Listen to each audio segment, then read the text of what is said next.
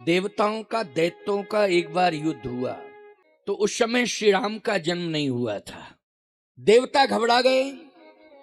उन्होंने महाराज श्री दशरथ का आवाहन किया कि मेरी मदद करो, मेरी मदद करो, मेरी मदद करो।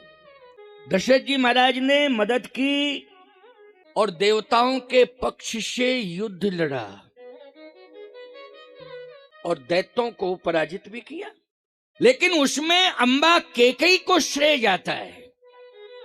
अंबा कैकेयी केवल मात्र महारानी ही नहीं है, वो वीरांगना भी है। ऐसी वीरता किसी नारी में नहीं जैसी वीरता अंबा कैकेयी में। जिस समय कैकेयी को पता चला कि देवताओं की ओर से युद्ध करने के लिए मेरे महाराज जा रहे हैं और दैत्यों को पराजित करना है, तो सारथी से कहा, वो सज धज के आ गई वीरांगना बनके, और सारथी से कहा हट, मैं सारथी बन के जाऊंगी, रथ मैं चलाऊंगी। स्वयं बैठ गई, रथ चलाने लगी, सारथी बन गई। और याद रखना, जिस समय युद्ध हुआ तो दैत्यों ने महाराज चक्रवर्ती पर सबसे ज्यादा आक्रमण किया। पूरे दैत्य टूट पड़े महाराज के रथ पर। किसके रथ पर? दशरथ जी महाराज के रथ पर। सुनते जाओ, ये कथा बहुत महत्वपूर्ण कथा है। महाराज घबराने लगे। कैकेयी अम्बा ने कहा, महाराज घबराने की कोई जरूरत नहीं है। अगर आप घबरा रहे हैं तो युद्ध में करूंगी, आपको घबराना नहीं है बिल्कुल।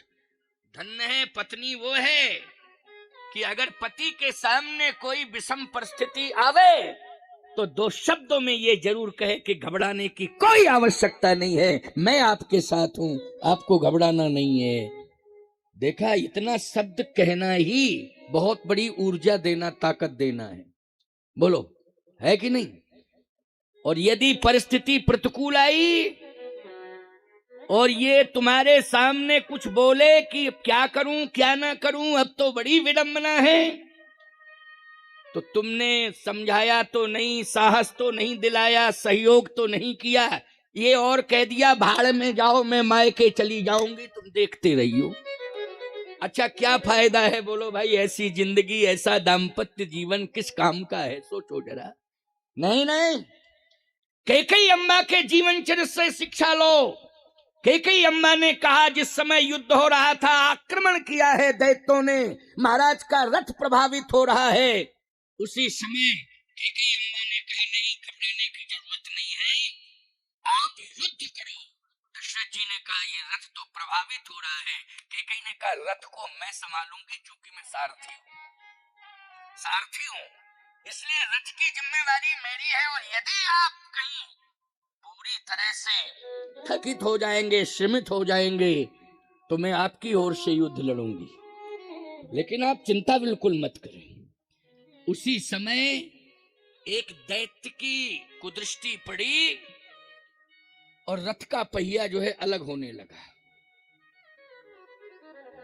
क्योंकि जो उसमें कील लगी हुई थी वो निकल गई उस कुदृष्टि से।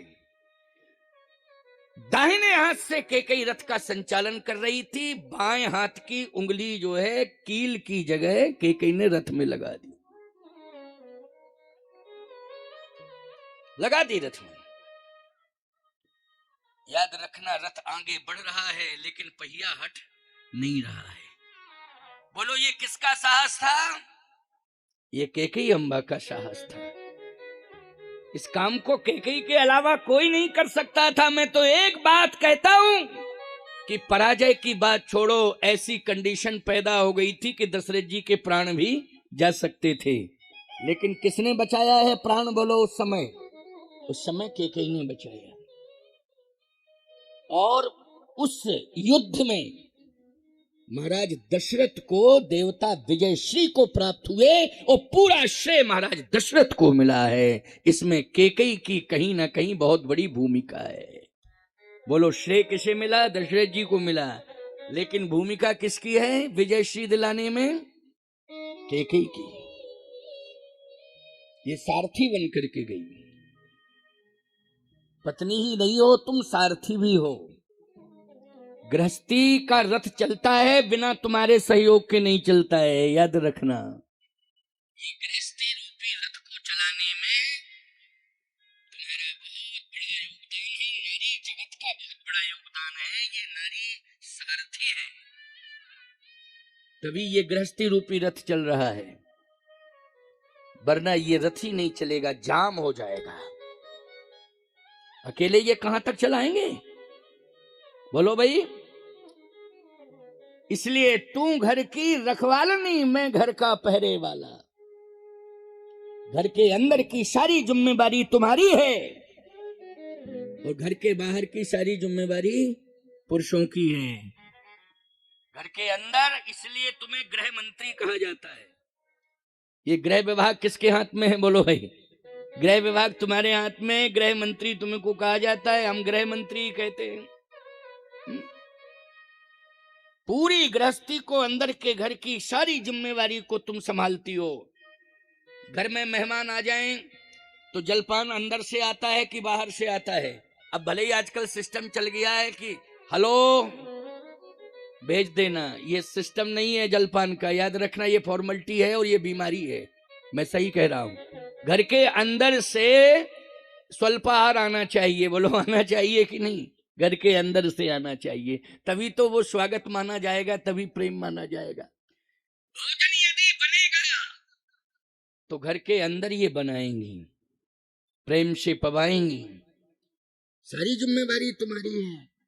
सबसे पहले जागेंगी और सबसे बाद में भोजन करेंगी। पूरा घर विश्राम करेगा, इसके बाद फिर ये विश्राम करती हैं। कितना सुंदर सेवा का भाव है तुम्हारे अंदर, कितना सुंदर संदेश मिल रहा है आज पूरी दुनिया को, और भगवान को, भगवान के पास भी संदेश अच्छा जा रहा है और शास्त्रों में भी तुम्हारा संदेश सेवा का अच्छा गया है। तभी तो कहा है, या देवी सर्वभूतेषु मातृ रूपेण संस्थिता, शांति रूपेण संस्थिता, भक्ति रूपेण संस्थिता, क्षमा रूपेण संस्थिता, लक्ष्मी रूपेण संस्थिता। नमस्तस्यै नमस्तस्यै नमस्तस्यै नमो नमः। इसलिए संदेश आपने अच्छा दिया है, तभी शास्त्र में लिखा है, ऐसे कैसे लिख जाता। घर के बाहर की जिम्मेदारी सारी इनकी है, पूरी की पूरी। घर के अंदर जितनी सेवा है, झाड़ू बहारू से लेकर के भोजन इत्यादि आदि आदि सारी जिम्मेदारी तुम्हारी है, और घर से बाहर इनकी। अगर तुम्हें बाहर जाना है, ये साथ में ले जा रहे हैं, तो बोलो साधन कौन लाएगा, बाहर से तुम। अरे घर में साधन अगर है तो भी याद रखना सारा इंतजाम तुम ही करोगे। गाड़ी की सफाई है, गाड़ी की व्यवस्था है, गाड़ी को लगाना ठीक से, क्यों भाई। अच्छा, और बाहर देहरी के बाहर सामान रखना तो अटैची पकड़ पकड़ के यही लाते, क्यों भाई, लाते हैं कि नहीं लाते हैं।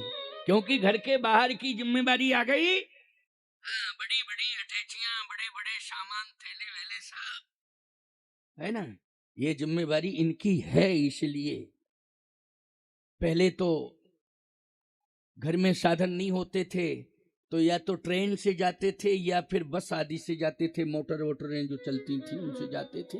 अब तो घर घर में ज्यादातर साधन हो गए। पहले तो हमने देखा है कि बस भरी है, मोटर गाड़ी, मोटर बस पूरी तरह से भरी है। अब तुम सामान लेकर के और इनको लेकर के बस में घुस गए।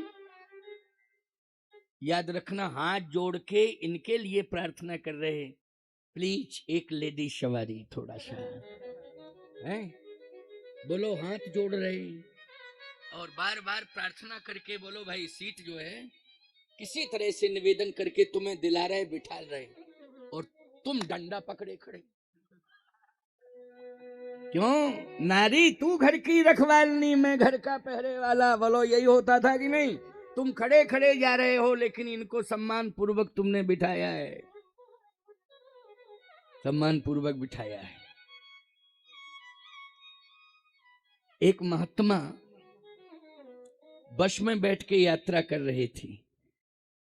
एक व्यक्ति पत्नी को लेके आया और महात्मा का वेश देख करके महात्मा से ही कहने लगा प्रार्थना करके, आप तो महात्मा हैं, महात्माओं के अंदर दया होती है, करुणा होती है, आप तो साधु हैं, थोड़ा सा कष्ट उठा लो, लेकिन लेडीज सवारी है इसलिए आप थोड़ा सा। महात्मा बोले क्या मतलब है? बोले मतलब कुछ नहीं है, आप तो संत हैं, संत तो खड़े होके भी तपस्या करते हैं, संत तो खड़े खड़े भी तपस्या करते हैं, अभ्यासी होते हैं, इसलिए आप थोड़ा खड़े भी हो जाएंगे, वो ये बैठ जाएंगी तो ठीक ही रहेगा, आपसे प्रार्थना ही कर सकते हैं, आप महापुरुष है, महात्मा है। महात्मा भी बेबाक थे, उन्होंने भी कह दिया कि वाह, सब जगह खड़ी, लोकसभा में खड़ी, विधानसभा में खड़ी, पंचायत चुनाव में खड़ी, वो बस में भी खड़ी रहे, यहाँ बैठे तो भाई महात्मा तो महात्मा ही है, क्या कर, बेबाक शब्द। कहने का तात्पर्य मेरा ये है कि आपका सम्मान है सर्वत्र। कैकेयी अम्मा ने बहुत बड़ी भूमिका निभाई है, वीरता की पराकाष्ठा पर पहुंच गई और ऐसा रथ चलाया, एक हाथ से दूसरे हाथ से रथ के पहिए को संभाला है, अपनी उंगली लगा दी। दशरथ जी महाराज को बड़ी प्रसन्नता हुई जब विजय श्री का श्रेय मिल गया, और जिस समय अयोध्या में आए तो पहला शब्द था कौशल्या, सुमित्रा, अगर मेरी प्रतिष्ठा बचाई और मेरे प्राण बचाए हैं तो कैकेयी ने बचाए, कैकेयी ने बचाए हैं, नहीं तो आज मेरे प्राण ही निकल जाते, प्रतिष्ठा ही नहीं जाती, प्राण ही निकल जाते।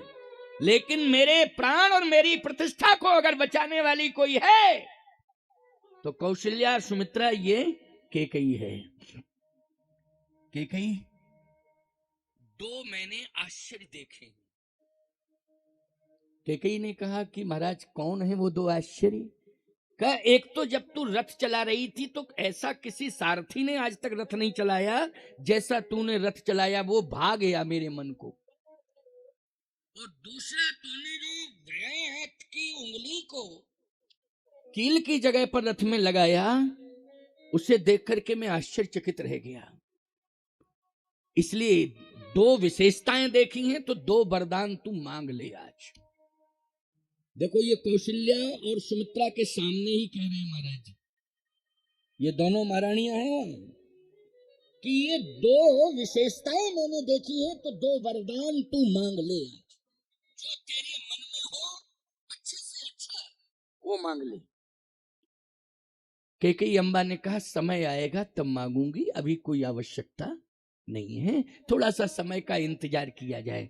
दशरथ जी ने कहा जब तू चाहेगी तब मैं दूंगा तुझे, मांग लेना मैं दूंगा। दो वरदान।